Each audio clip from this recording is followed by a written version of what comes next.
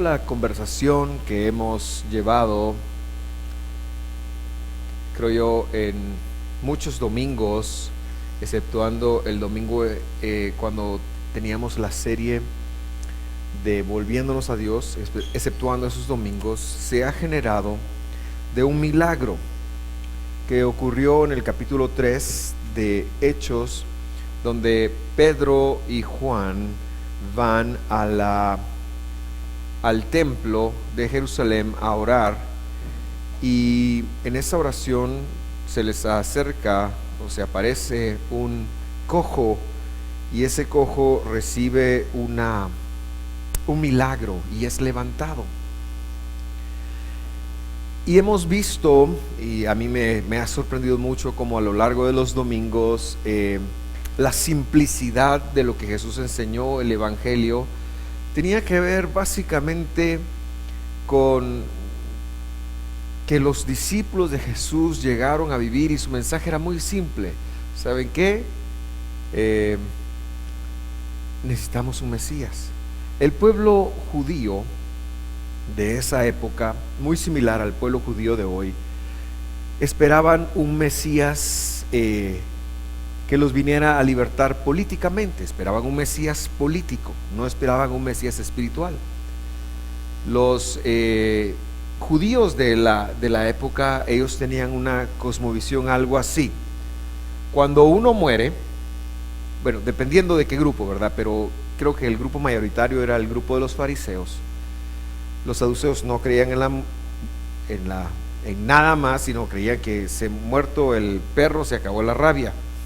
No creían en nada más. Pero los fariseos, que es la línea quizás más amplia, ellos creían en que si un judío moría por ser descendientes de Abraham, se iba o al paraíso de Abraham o se iba al Seol. Y el Seol era un lugar como el purgatorio más o menos, y a purgar algunas penas temporalmente, y luego ya ascendía al cielo. Esa era la creencia judía. Y creían que todos los no judíos, y por eso es muy importante saberlo, porque el Nuevo Testamento está escrito para enseñar la verdad acerca de estas cosas, creían que todos los no judíos, sin excepción, iban al infierno. Entonces ellos tenían tres lugares: el infierno, el Seol, Sheol en hebreo, o el paraíso de Abraham. Entonces todos los judíos que se portaban bien, según ellos, iban al paraíso de Abraham. Todos los judíos que en medio se portaban bien y necesitaban un retoque, iban al Seol a purgar sus pecados un tiempo, una especie de purgatorio. Y todos los no judíos, por no ser hijos de Abraham, iban directo al infierno. Esa era como la creencia, y el Evangelio viene y les dice Pedro, y esa es la simplicidad de lo que yo quiero compartir con ustedes esta mañana: ¿saben qué? Ustedes también necesitan un Mesías. No es suficiente solamente con ser judíos. Ustedes necesitan a Jesús, porque el problema es que el pecado produce muerte. Solo Jesús puede componer el problema de la muerte eterna, y como parte de su obra de haber venido a componer eso, Él nos dio una promesa, la promesa de la resurrección. Ahorita ya le resumí los 3 últimos domingos. Hoy quiero hablarle de la segunda venida de Jesús. ¿Cuándo se va a cumplir la promesa de la resurrección? Se va a cumplir en la segunda venida de Jesús. Quizás me tarde un poquito, voy a tratar de ser breve, pero me gusta que usted tenga herramientas, y hoy quiero ser un poquito amplio en eso. Con respecto del Mesías, existen 2 tipos de profecías. Con respecto del Mesías, 2 tipos de profecías. Las profecías mesiánicas se dividen en 2. Entonces, por un lado, las profecías mesiánicas nos hablan de que iba a venir el Dios, el Mesías iba a venir e iba a arreglar todas las cosas. Ese es el primer tipo de profecía. iba a venir como rey. El segundo tipo de profecías con respecto al Mesías era que iba a venir como sacerdote o siervo, a limpiar.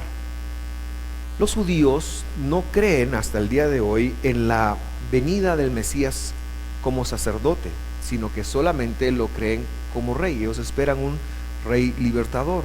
Así que los discípulos de Jesús sabían esto.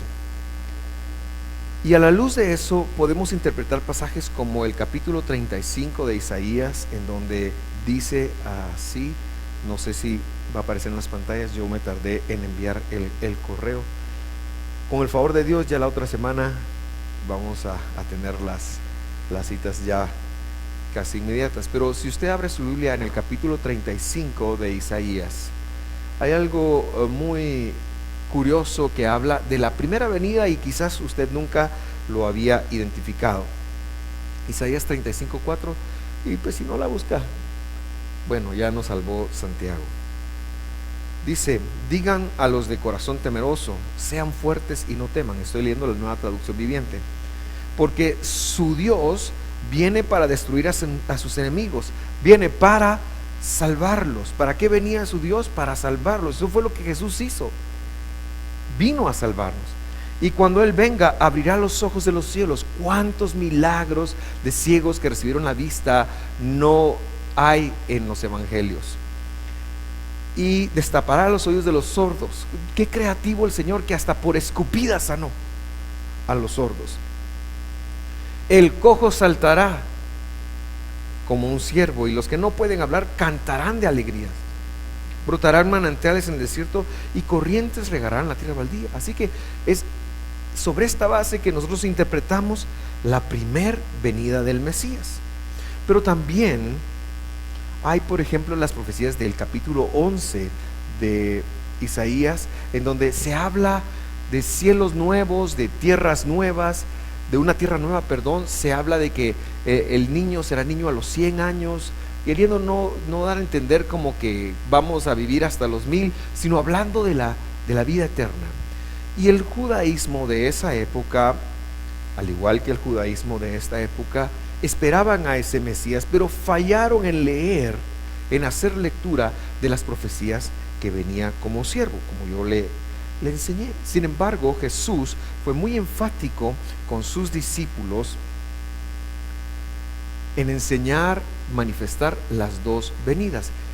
Y por eso, cuando el Señor consuma su obra y el día en el que el Señor se va a ir de esta tierra, va a ascender, va a dejar de ser perceptible o visible para las personas, ese día lo encontramos en Hechos capítulo 1, y yo quiero que lo vaya a buscar conmigo. Hechos capítulo 1 y versículo 6, me parece que es Hechos 1:6. ¿Está ahí? Ok, léalo cuidadosamente conmigo, por favor. Dice: así que mientras los apóstoles, los enviados, los mensajeros de Dios, o sea, los 11, porque acuérdense que Judas ya no está, estaban con Jesús, le preguntaron con insistencia. Puro muchachito que quiere algo de su papá, ¿verdad? Eso es insistencia. Mira, porfa, ala papá, ala papá, ala papá, ala. Yo conozco padres que no dicen a la primera, pero como a la cuarta se van suavizando y ya sueltan la sopa. El Señor era buen padre, no era así. Entonces dice que ellos le preguntaron con insistencia, y le preguntaron: Señor, ¿ha llegado ya el tiempo de que liberes a Israel y restaures nuestro reino? Ellos conectaron la primer venida, la venida como siervo, y ahora que le están diciendo al Señor que quieren de una vez que se aparezca la segunda venida. Ellos quieren que el tiempo, la era mesiánica empiece. Eso es lo que ellos están preguntando. Señor, ya queremos que todo se arregle, queremos que el lobo y el cordero pasten juntos, como está escrito en Isaías, queremos que se acabe el dolor. Hay una promesa de eso, de cielo nuevo y tierra nueva, a donde todas las cosas van a pasar. Siempre hemos leído esto de otra forma, lo hemos leído en función de lo que viene, pero eso tiene una razón de ser, y es que los discípulos de Jesús Están preguntando, ya conectamos la primera venida, ¿será que empezaremos el tiempo mesiánico ahora? Y la respuesta de Jesús es muy enfática y les dice, ¿qué les importa? Y él les contestó, versículo 7, solo el Padre tiene la autoridad para fijar esas fechas y tiempos, y a ustedes no les importa saberlo. Yo se lo estoy diciendo chapín, pero es lo que dice. Pero recibirán poder cuando el Espíritu Santo descienda sobre ustedes y serán mis testigos. Y le hablarán a la gente acerca de mí en todas partes, en Jerusalén, en Judea, en Samaria, en estos lugares más lejanos de la tierra. Así que esa parte de la misión de Jesús a sus discípulos se da en un momento en donde ellos están preguntando de el reino milenial, del reino de la tierra nueva, de la esperanza. Ellos dicen, queremos que empiece. Y Jesús les dice, no, todavía no es hora. Ustedes, y eso sigue siendo vigente, les corresponde tener el poder de Dios para ser mis testigos. La razón de ser de Dios en nuestras vidas no es para solamente bendecirnos, querernos, amarnos, restaurarnos, prosperarnos. Eso es un agregado. Pero la verdadera razón por la cual usted fue alcanzado es para ser un testigo de Dios, y es en el ser testigo de Dios que usted va a encontrar el verdadero propósito para su vida. A veces buscamos a Dios para que nos prospere, queremos que nos bendiga, y Dios hace todas esas cosas, es la fuente de vida, pero prioricemos más que eso, prioricemos el propósito de Dios para nuestras vidas, y está ahí muy claro. Versículo 9. Ponga atención, por favor. Después de decir esto, dice la Biblia que Jesús fue levantado en una nube mientras ellos observaban, hasta que ya no pudieron verlo. Después de decir estas cosas, versículo 10, mientras se esforzaban por verlo ascender al cielo, dos hombres vestidos con túnicas blancas de repente se pusieron en medio de ellos. Un dato importante que necesito que usted conecte esta mañana es nube. ¿Puede poner el versículo 9, por favor, otra vez? Dice, debí haberlo enfatizado, fue levantado en una nube. Fue levantado en una nube. Yo siempre me imaginé esto de la siguiente manera, porque leo la Biblia desde muy niño y siempre me imaginé que una nube y angelitos y como un elevador, ¿verdad? Pero la Biblia entre otras cosas tiene dos tipos de dichos que tenemos que aprender a buscar y a leer. Primero, tiene dichos de la época. Por ejemplo, en Guatemala, cuando decimos, estoy buscando a quién puedo poner de ejemplo, pero mejor me voy a poner yo. El pastor anda en las nubes. ¿Qué quiere decir eso? ¿Eso es literal? ¿Qué quiere decir? Quiere decir que se le fue el pájaro. Es otro dicho. Así yo crecí, y mis tíos, cuando yo estaba distraído, se le va el pájaro a cada rato, decían a uno. Ahora se le va la onda, pues. Alguien que anda en las nubes, no es que literalmente anda en las nubes, es que se le va la onda. Ese es un lenguaje de la época, ¿sí? Y la Biblia también maneja un lenguaje espiritual. Por ejemplo, hoy en día los cristianos, normalmente el saludo es, cuando se saluda a un evangélico muy tradicional, lo primero que va a decir es Dios le bendiga. No le dicen hola, buenas tardes, Dios le bendiga, hermano, Dios le bendiga. Y eso está bien. Eso es un lenguaje que,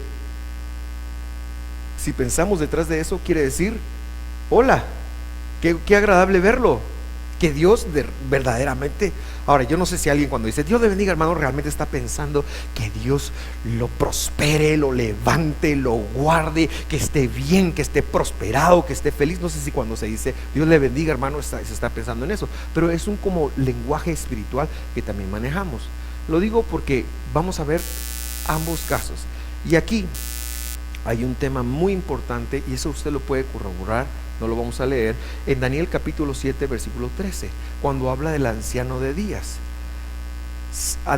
Estar cubierto, ser arrebatado en una nube, cualquier cosa, en el lenguaje coloquial del primer siglo, del cuarto al primer siglo hasta el tercer siglo, en el arameo, quiere decir instantáneamente.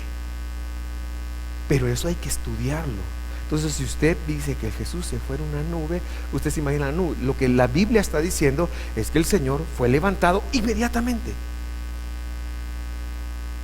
Y curiosamente, y usted lo puede investigar, cuando usted investiga se va a dar cuenta que ese tema de la nube quiere decir en un parpadeo. En un tema de un parpadeo, el Señor se fue. Entonces eso tiene mucho más sentido cuando el versículo 11, si puede poner el versículo 11 por favor, dice, porque yo siempre me imaginé a Jesús yéndose en cámara lenta, ¿va? Y una canción como caballos de carros de fuego, ¿verdad?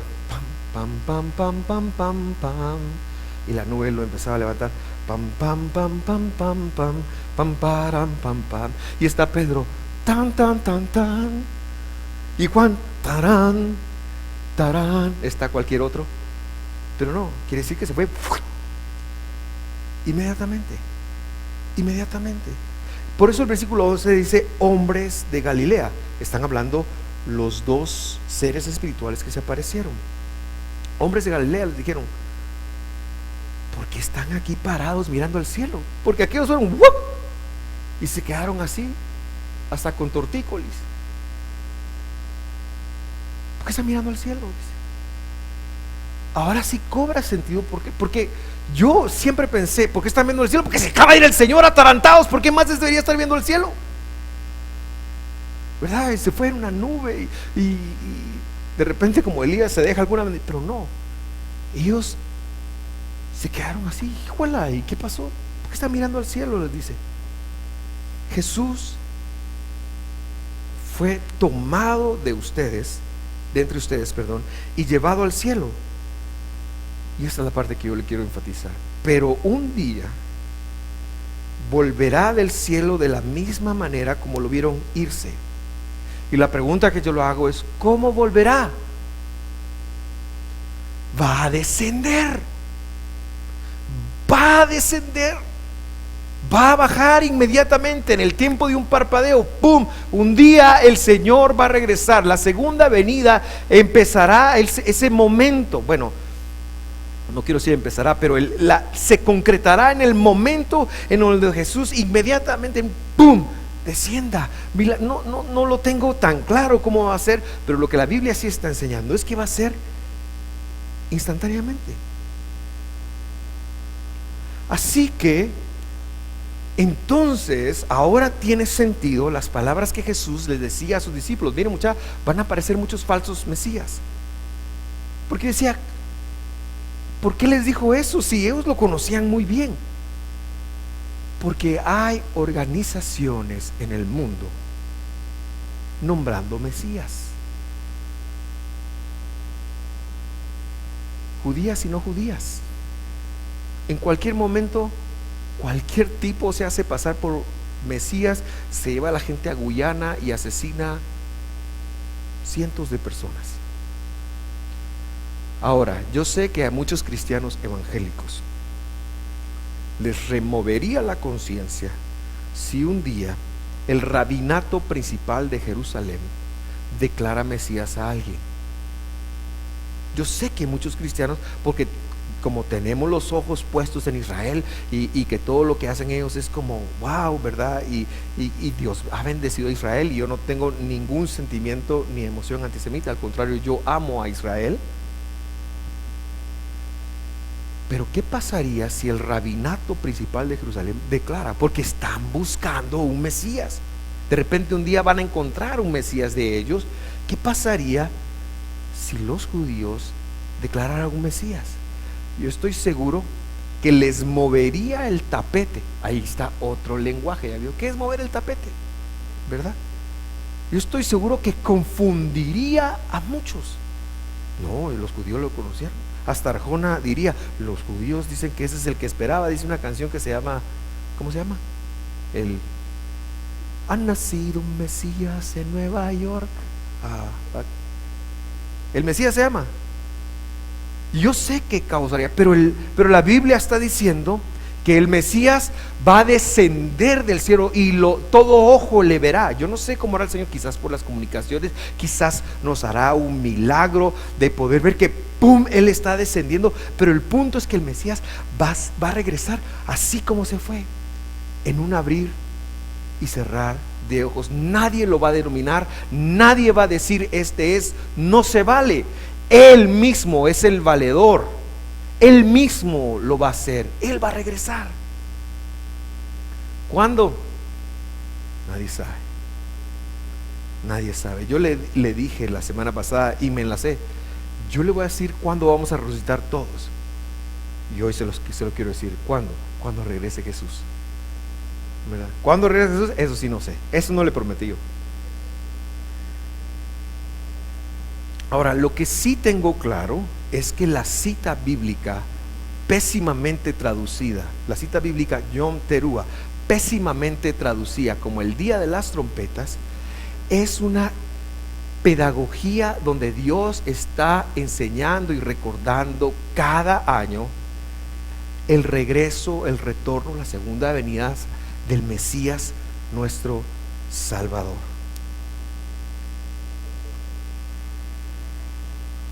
Vamos a ver 3 porciones de la Escritura esta mañana que hablan del retorno del Señor y las circunstancias que se van a dar. Y yo quiero decirle algo. Tengo bastantes años de pastorear esta congregación. Nunca me he atrevido a hablar del tema como lo voy a hablar hoy. ¿Por qué? Porque no tenía claridad. Hoy estoy un poquito más claro, así que probablemente va a ir en contra de algunas cosas que usted piense o haya creído. Yo le digo, estudie.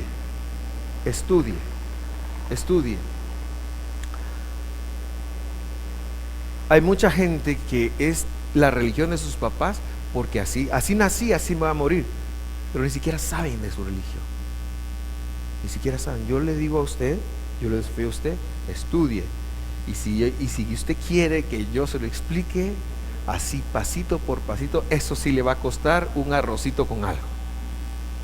Invíteme a comer y yo ahí le digo de dónde obtuve, pero tengo que hablar,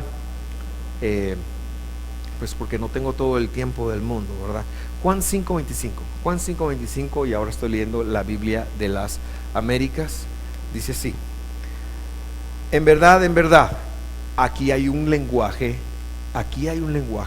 espiritual, lo que yo le estaba hablando. ¿Qué dice el original? Amén ve amén. Hasta el griego dice amén. ¿Qué quiere decir eso? Eso quiere decir, los rabinos de la época decían amén les digo. Así empezaron a enseñar. Eso quería decir, me lo reveló Dios. Pero Jesús no dijo amén les digo. Jesús le dijo amén y amén les digo. Lo que estaba diciendo es, palabra de Dios es esta.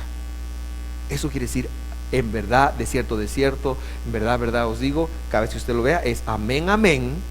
Y eso quiere decir, palabra de Dios es esta. Usted no va a ver a ningún discípulo de Jesús decir eso en la Biblia. Eso solo lo dijo Jesús porque Él es Dios, Él es la palabra de Dios. Y entonces Él dijo, en verdad les digo, que viene la hora, y ahora es, cuando los muertos oirán la voz del Hijo de Dios, y los que oigan vivirán. Aquí hay 2 tiempos. Ahora es, pero yo quiero fijarme en el otro tiempo. Vendrá una hora cuando los muertos, las personas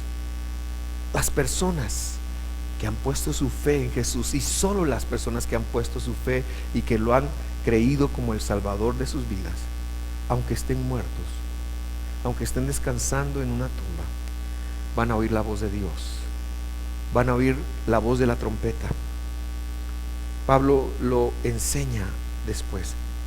Esta es una promesa para su regreso. Ahí hay dos tiempos, pero el que viene es el tiempo de la resurrección. No sé qué representa la segunda venida de Jesús para usted, pero un creyente debería de tenerlo como el momento más grande de su existencia, porque el día que Jesús regrese, se va a arreglar todo, hermanos. El día que Jesús regrese, todo se va a arreglar. El día que Jesús regrese, dice la Biblia que el Señor va a enjuagar toda lágrima de nuestros ojos. Dice que la muerte se va a ir. Dice que ya no va a haber enfermedad. El día que Jesús regrese, ya no van a haber corazones rotos. Si a usted le han roto su corazón, ya no va a haber. Muchas veces diría, por aquí estoy oyendo yo que vamos a ministrar al final eso. Si a usted le han roto su corazón, el Señor va a venir a vendar eso. No va a haber escasez. Ya no va a haber escasez. La cosa va a cambiar. Vamos a entrar en un tiempo nuevo. La segunda venida de Jesús representa eso. Representa el inicio de una promesa. Y por eso, como creyentes, debemos de anhelarlo, debemos de esperarlo. Mi papá en la iglesia donde nosotros asistimos de niños tenía una creencia muy apegada a lo que Scofield piensa. Scofield es un comentarista de una Biblia que es responsable hace unos 150 años más o menos de la doctrina del rapto. Antes de Scofield, antes de hace 150 años, no había doctrina de rapto. No había doctrina de rapto. Usted lo puede buscar en los anales cristianos. No había. El rapto es una idea que Scofield planteó. Y entonces la idea era que Jesús venía, nos llamaba y nos íbamos con él. Y entonces mi papá decía, que venga antes de que mis hijos se casen. Yo lo escuché varias veces, saber qué pensaba mi papá. Pero ahora lo pienso yo, no somos más. No, la vida tiene que ser. Y sabe que el Señor tardó un poco. Y sigue tardando. Y pienso que sigue tardando por misericordia y porque solo Él conoce los tiempos correctos. Pero hemos de anhelar que regrese. ¿Sabe qué se va a acabar cuando el Señor regrese? Las peleas conyugales.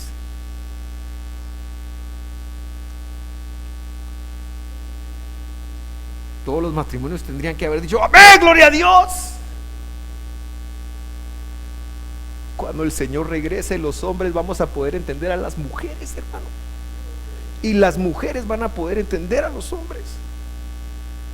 Eso, dígame si eso no es un cambio de total. Cuando el Señor regrese, la enfermedad, y veremos por qué la enfermedad se va a ir. La escasez se va a ir. Nos conviene que el Señor regrese. Nos conviene que Él haga efectiva su promesa de volver. Los judíos señalan el caos en el mundo como prueba de que Dios no vino, de que Jesús no es el Mesías, porque el tiempo que se espera es demasiado bueno. Lo que no se dan cuenta es que vino a salvar primero, como ya vimos esta mañana. Entonces yo quiero examinar dos pasajes más con usted cuidadosamente y le repito, analícelo. Si usted no está de acuerdo, está bueno, no me apedree, pero estudie, llévese los pasajes escritos, y son dos pasajes: Primera carta de Corintios capítulo 15 y Primera de Tesalonicenses capítulo 4. Veremos primero Primera de Corintios capítulo 15, versículo 50. Primera de Corintios capítulo 15, versículo 50. Y el contexto es muy sencillo. En Corinto, los corintios estaban diciendo, ¿saben qué? No hay resurrección, ya fue la resurrección. Y Pablo está corrigiendo una herejía que se está dando en la iglesia de Corinto. Corintios 15:50, y dice, y esto digo, ya está ahí, ¿verdad? Okay. No, todavía no. Ok, gracias. Agradezco. Esta es la última semana, con el favor de Dios, que me tenga que ayudar. Gracias a ti. Dios lo bendiga y lo llene de paz, y todavía no lo tenga en su gloria, y que usted esté vivo cuando Jesús regrese también. Y Mauricio,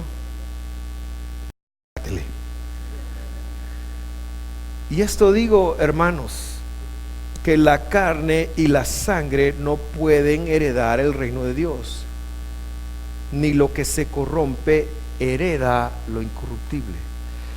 ¿Qué quiere decir eso?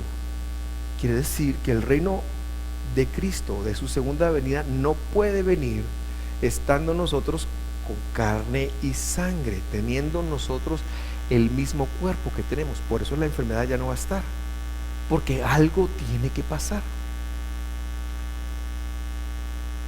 Así como estamos, no podemos heredar el reino de Dios. ¿Por qué? Porque tenemos pecado, y el pecado es muerte. El pecado es muerte en todo, y por eso tenemos muerte en el cuerpo, en nuestras relaciones, en todo. Así que Pablo está diciendo, carne y sangre no lo puede recibir. Una herencia es algo que se le dan.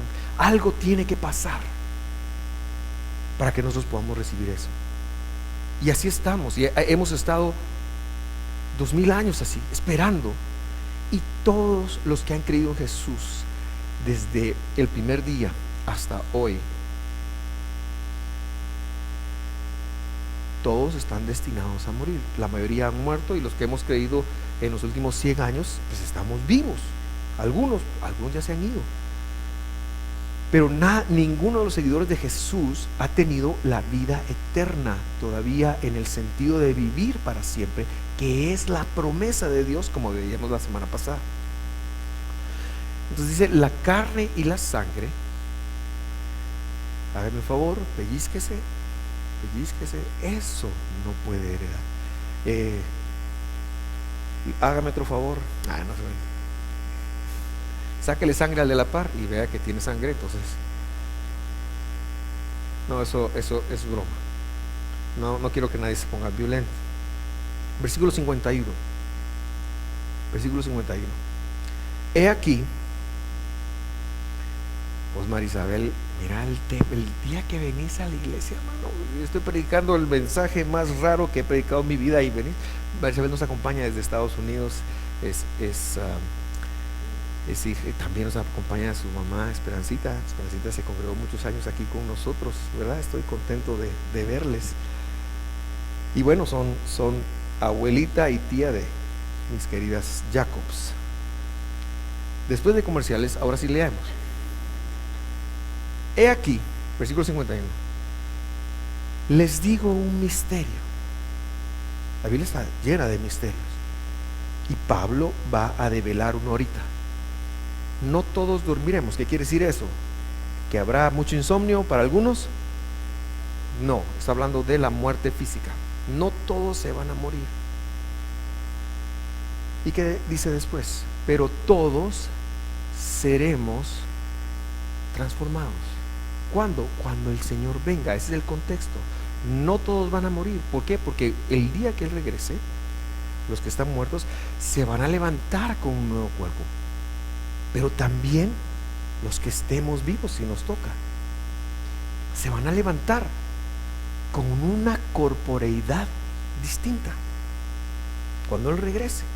Muchos se habrán muerto y se van a levantar. Vamos a ver un poquito cómo hacerla. O sea, cuando el Señor regrese, los muertos van a resucitar y serán transformados, y también los seremos los vivos. Versículo 52. Versículo 52. En un momento, en un abrir y cerrar de ojos. Importante dato, en un momento, en un abrir y cerrar de ojos. ¿Cómo dijimos, a qué dijimos que equivale eso en Hechos? A la nube. O sea, este es un lenguaje. Cuando el Señor se va en la nube, quiere decir que el Señor se fue inmediatamente. Aquí el apóstol hubiera podido poner, como en las nubes, sonará la trompeta. Y todos pensaríamos que sonó en las nubes, pero no. Está hablando que fue en un momento, no se lo esperaba. Es como, ¡ay!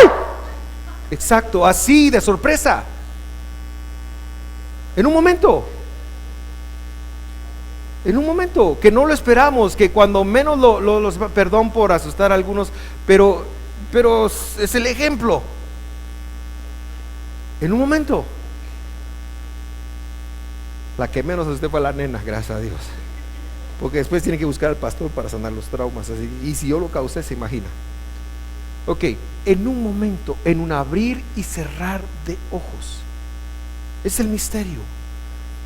A la trompeta final, pues sonará la trompeta. Y los muertos, ¿qué dice? Incorruptibles, o sea, no carne y sangre, sí con cuerpo, pero no como estamos, no carne y sangre, incorruptibles. ¿Por qué razón?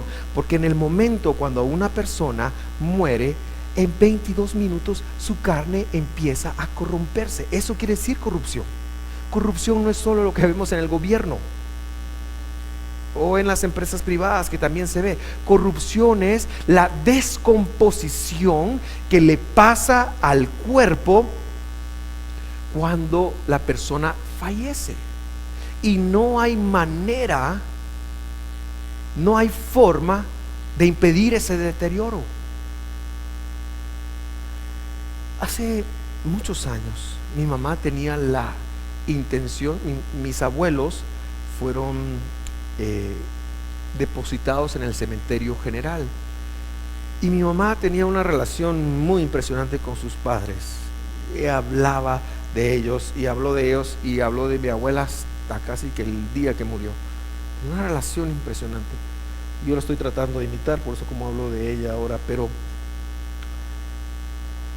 ese año mi mamá logró comprar un lugar a donde iba a depositar, porque el cementerio general había dicho, tiene que sacarlos, como que dan solo un tiempo. Por eso la semana pasada le decía, deje todo eso bien arreglado, pero no lo deje arreglado en el cementerio general, déjelo uno privado. Y entonces fuimos a la ceremonia, y en la inhumación, no sé si se diga así, sacaron las cajas de donde estaban y las abrieron, y la idea era que iba a estar tan descompuesto todo eso. Y cuando sacan a mi abuelo, que fue el primero que sacaron, mi abuelo murió 6 meses después de mi abuela, y tenía su pelito rubio nada más, pero casi solo huesitos. Usted hubiera visto al pastor Efraín Avelar, estaban como, es un momento, yo se lo cuento porque saber por qué soy algo atarantado, pero fue un momento. Y cuando abren a mi abuela estaba casi intacta, solo consumida, pero todavía tenía piel.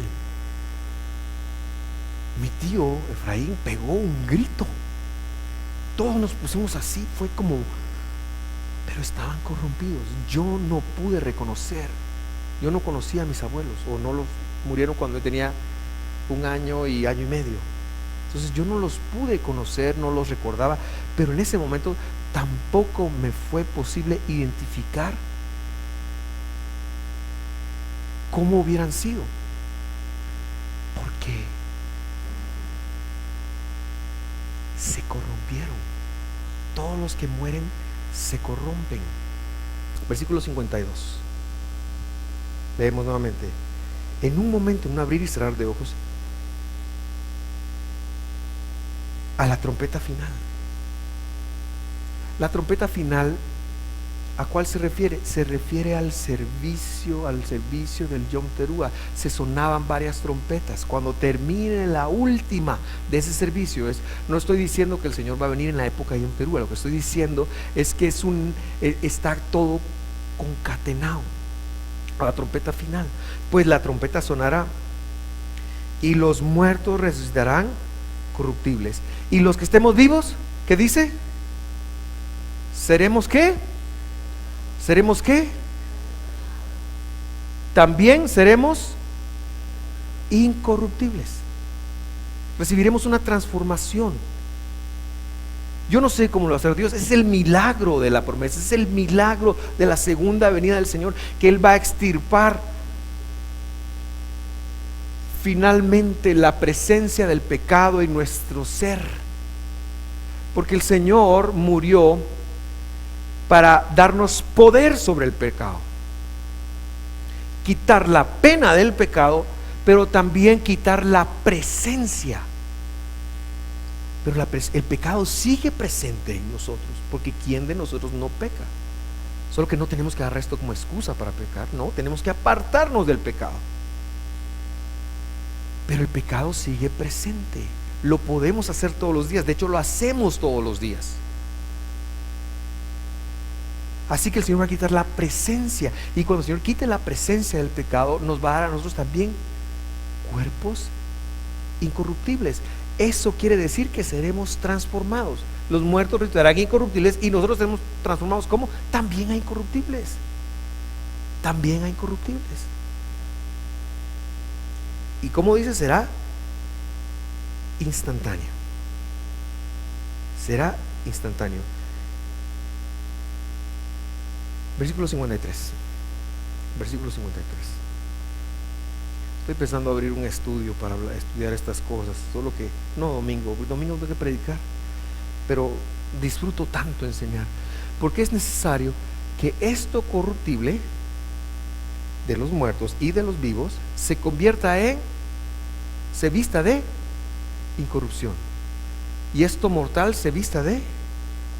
¿Y qué fue lo que Adán y Eva hicieron en el jardín del Edén con Satanás?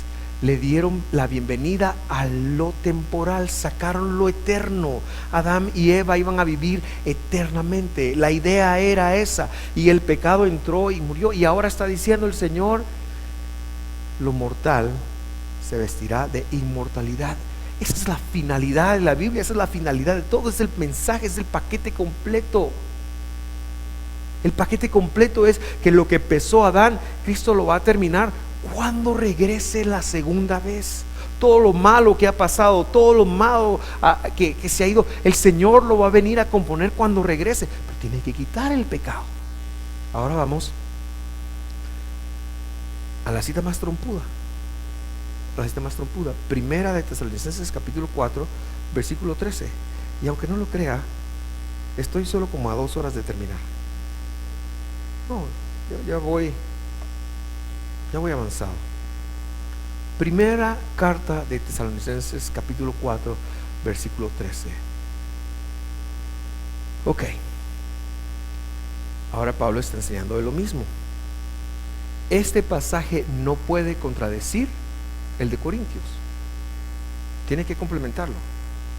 Y dice: no queremos, hermanos, que ignoréis acerca de los que duermen. Y eso no es los que se están durmiendo ahorita en la prédica, sino son los que están en el cementerio descansando, así como Lázaro. Que a Lázaro Jesús dijo: duerme, y aquellos: vayamos a despertarlo. Y dijeron: no, ya está muerto, le dijo Jesús. Esos son. No quiero que ignoren acerca de los que duermen, para que no se entristezcan como lo hacen los demás que no tienen esperanza. Pablo le está hablando a un mundo judío y a un mundo griego, y le está diciendo: la mayoría de las personas, cuando ven un ser querido partir, pierden la esperanza, porque la muerte es tan dura, la muerte es tan difícil, y es tan consecuencia del pecado. Pero es terrible. Y dice, los demás no tienen esperanza. No tienen esperanza.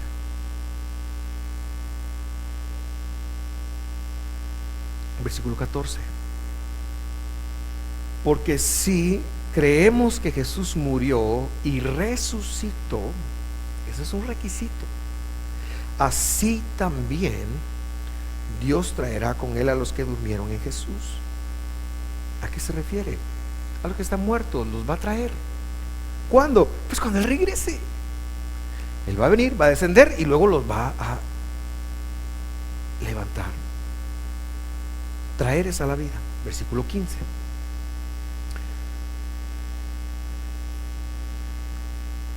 Por lo cual les decimos esto por la palabra del Señor. ¿A quién se refiere? A que esto lo oyó de Jesús. Ahora, Pablo no convivió de Jesús. Entonces, o es una revelación que le dio directamente, o bien un Pedro, un Juan o alguno de ellos se lo enseñó y le dijo, mira, el Señor dijo esto. Que nosotros, los que estemos vivos y que permanezcamos hasta la venida del Señor, no precederemos a los que durmieron. Si usted se da cuenta, en las películas del rapto, la mara va manejando y ¡pum!, desaparece, pero no dicen nada de los muertos.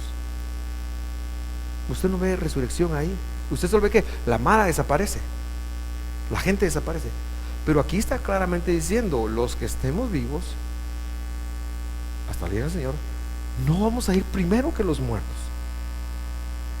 Primero se van a levantar. ¿Quiénes se van a levantar primero? Los muertos. Así que si usted ve a un ser querido que se levanta, Jesús llegó. Que haya creído en Jesús, pues.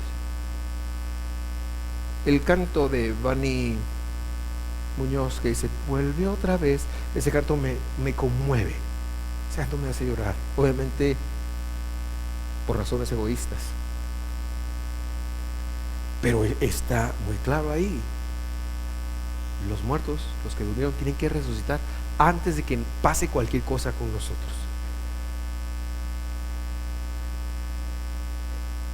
Ese es el orden. Ahora, con mucha atención, versículo 16. Pues el Señor mismo descenderá. Ahora, yo voy a descender. ¿A dónde va a descender el Señor? ¿A dónde va a descender? A la tierra. Yo estoy aquí arriba de la plataforma, y si yo voy a descender a la alfombra, al nivel donde están ustedes, ya descendí. ¿Cuándo descendí? Cuando llegue. El Señor mismo descenderá, llegará del cielo con voz de mando, con voz de arcángel. Eso tiene que ver con Yom Teruah, le recuerdo, y con trompeta de Dios. Y los muertos en Cristo se levantarán primero. Versículo 17. Este es el más trompudo de todos. Entonces nosotros, los que estemos vivos y que permanezcamos, seremos arrebatados juntamente con ellos en las nubes al encuentro del Señor en el aire, y así estaremos con el Señor siempre. A ti Scofield entendió eso y dijo, bueno, entonces existe un tema de irnos a juntar allá. Bueno, vamos a explicar este versículo porque da mucho pie a muchas interpretaciones. Seremos arrebatados. Ese es el verbo hasarpin en hebreo, en griego. Harpasin. Harpasin es una palabra griega que traduce dos palabras hebreas. Yo le recuerdo a usted que Pablo tenía una mentalidad hebrea, aramea, y que si escribió el Nuevo Testamento o sus cartas en griego, lo hizo desde una mentalidad hebrea. ¿Por qué? Porque todos sus líderes eran hebreos, eran judíos. Los líderes de la iglesia eran judíos. Entonces el verbo Le dije, el verbo harpasin, que es el verbo que aparece ahí en arrebatado, traduce dos verbos hebreos. Número uno, hataf. Y hataf es arrebatar, por eso la traducción. Es como que usted quítele algo a alguien más, se lo está arrebatando. Pero el otro verbo que traduce es el verbo lahalof. ¿Dónde encontré esto, hermano? Estudiando años de años de años. Así lo encontré. Lahalof. Y lahalof es transformar. Y si leemos transformar ahí, en lugar de arrebatar, está bien con el versículo 52 de Corintios. ¿Me puede poner el versículo 52, por favor? Si se puede. Qué molesto. Pero esto es para que lo aprendamos bien. Y nosotros seremos transformados. Seremos transformados. Versículo 17 ahora, por favor. 4:17. Nosotros podemos leerlo. Seremos arrebatados. O podemos también pensar, seremos transformados con ellos. Eso es lo primero. Luego, con las nubes. ¿Qué quiere decir con las nubes? Ya se lo dije. ¿Ah? Inmediatamente. Seremos transformados con ellos en un pestañazo. Inmediatamente. Seremos transformados inmediatamente. Ese contexto no pelea con el de Pablo en Corintios, ni pelea con los de Apocalipsis. No pelea. Pero todavía falta algo más. Pastor, está muy bien eso. Por ahora explíqueme qué quiere decir al encuentro del Señor en el aire. Y así estaremos con el Señor siempre. Sí, esa palabra que aparece ahí es air. Es la palabra que le da el origen al aire, al aeropuerto, al aeródromo, a Air Jordan. Esa palabra, air. Pero esa palabra llega de un lenguaje espiritual del primer siglo, avir, que también quiere decir aire. Avir es arameo y quiere decir aire. Y en la jerga espiritual de ellos se refiere al espacio que hay entre el cerebro y el cráneo. Entiendo que hay un espacio. Josué, no sé si estoy, por lo menos eso pensaban los antiguos, un espacio entre el cráneo y el cerebro. Ese espacio le llamaban avir y quiere decir corona de gloria. ¿Por qué? Yo no sé por qué, eso no lo sé, pero así lo miraban ellos. Entonces, si lo leemos así como lo estoy diciendo, quiere decir, seremos transformados juntamente con ellos inmediatamente al encuentro del Señor y la corona de justicia, y así estaremos con el Señor para siempre.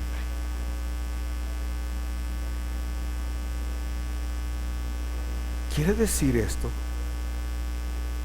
que no solo las cosas cambiarán cuando el Señor regrese, sino lo que quiere decir es que se va a poner tan bueno, que tú mismo vas a poder cargar el peso de la gloria del Señor. Quiere decir que vas a recibir, por el hecho de haber creído y confesado en Él, vas a cargar un peso de gloria. Un peso de gloria de Dios. La gloria de Dios, la gloria misma de Dios, te la va a dar a ti. Como le digo, espero que siga siendo mi amigo después de esto. Lo podemos discutir mucho que usted quiera, pero sí le recuerdo que si lo quiere discutir conmigo, le va a costar un arrocito con cualquier cosa. Usted ponga la carne, siempre y cuando sea pollo, pescado o vaca, ¿verdad?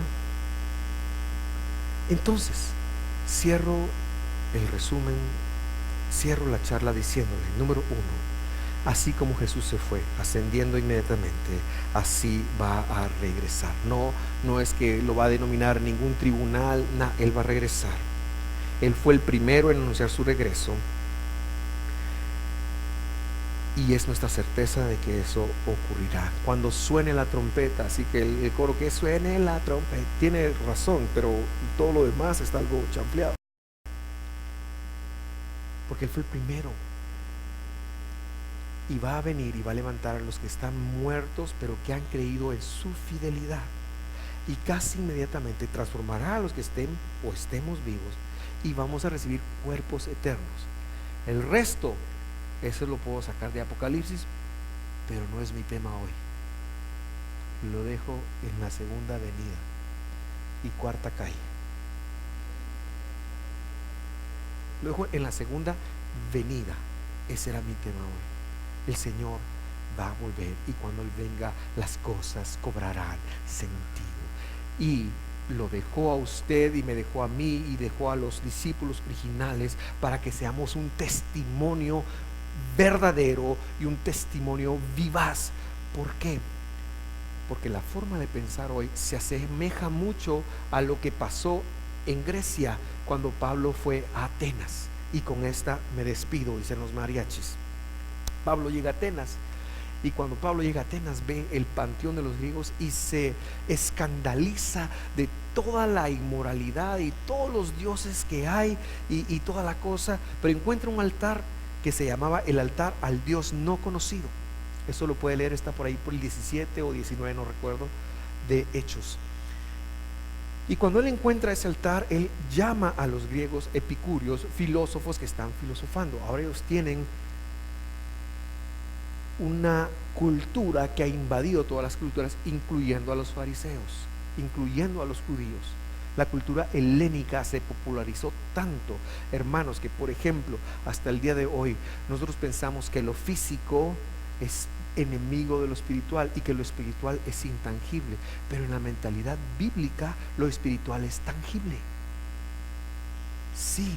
Por eso los ángeles que vinieron con Abraham en el capítulo 17 de Génesis comieron, se echaron unas quesoburguesas con Abraham.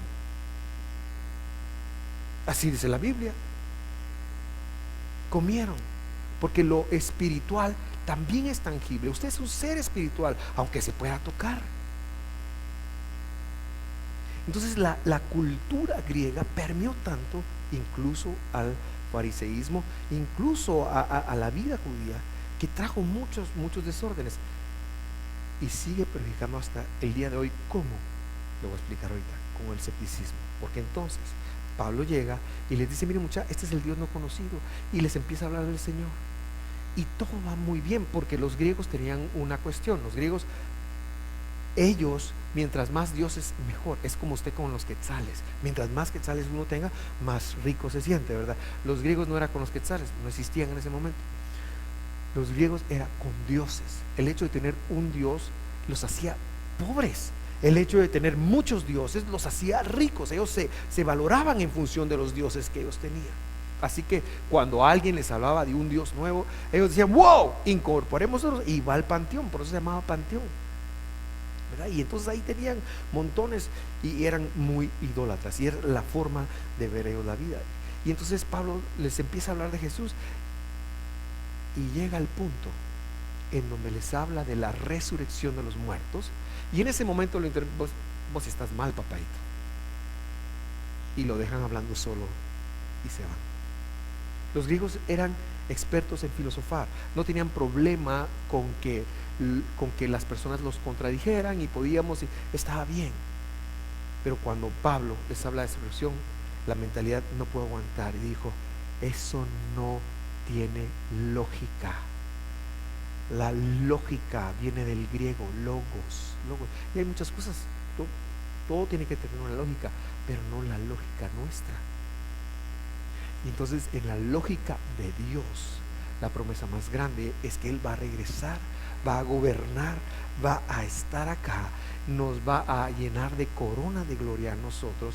Y no importa que aunque hayamos muerto, que aunque estemos en en la fosa, en el hoyo del cementerio, una trompeta va a abrir, nos va a levantar y vamos a reinar y estaremos juntamente con Él. El resto es para otro tema.